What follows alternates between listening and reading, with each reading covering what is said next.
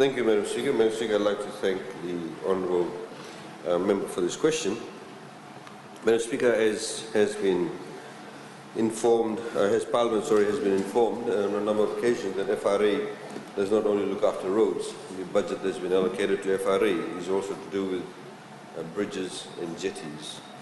Madam Speaker, the jetty and the upgrading of jetties and building of new jetties comes within the budget. The works in Lakemba will be undertaken in 2 phases, as has been informed previously. The rehabilitation of the current Tumbo Village jetty and the relocation of Tumbo Village jetty to the new Wainiambia site.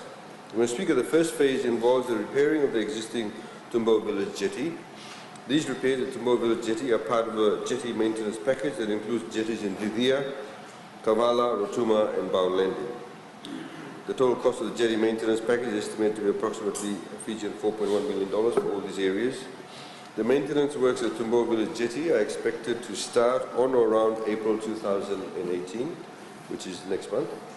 As part of FRA's maintenance program, the anticipated completion date is by July 2018. Madam Speaker, the relocation to the Wainiambia site will be part of phase 2.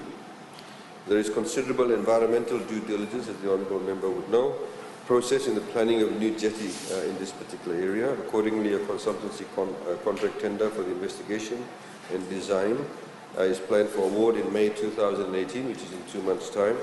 Expected date for the completion of the investigation and design is December 2018.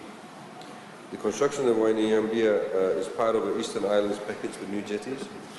The package includes Koro, Loma Loma, Moala, Makungai, Nambukeru in Serua. The total cost of the package is approximately Fijian dollars for all these areas.